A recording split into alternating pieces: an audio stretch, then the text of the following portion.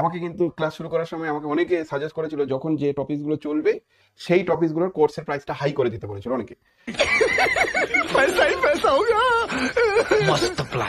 Plus ওই কোর্সটা মানে আনপাবলিশ করে দিতে বলেছে, অনেকে সাজেস্ট করেছে। কিন্তু আমার কেন যেন মনে হয়েছে যে কোনো একটা ছেলে যদি ওরকম করে উপকৃত হয়, হোক না, সে তো সাবজেক্ট শিখবে। এই দুর্মূল্যের বাজারে যেখানে কেউ পড়াশোনা করে না, সেখানেও যদি কেউ একটু ঠেলে ঠেলে পড়াশোনা করে তো জ্ঞান অর্জন হবে।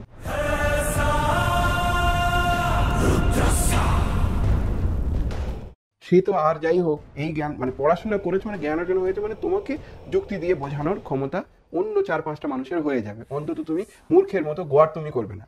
তো ওই যুক্তিটা দিয়ে বোঝার যে ক্ষমতাটা, সেটাও যদি তৈরি হয়ে যায় আমার দ্বারা, তাহলে ওটা তো আমার উপরি পাওনা, বড় পাওনা, স্যাটিসফ্যাকশনের জায়গা, সম্মানের জায়গা।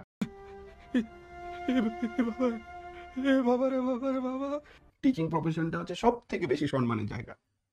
আর আমি যে লেভেলের সম্মান পেয়েছি তোমরা ভাবতে পারবে না।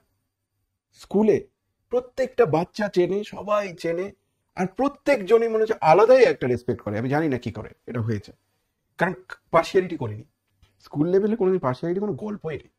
একদম সবাইকে সমান চোখে, এক চোখে দেখেছি, সবাইকে সমান চোখে দেখার জন্য স্কুলেও দেখছি একটা সুন্দর পপুলারিটি তৈরি হয়েছে। সেই জন্য ওই কোর্সগুলোর প্রাইস আমি কিন্তু কমাইনি, দেখো অনেক কম প্রাইসে আছে।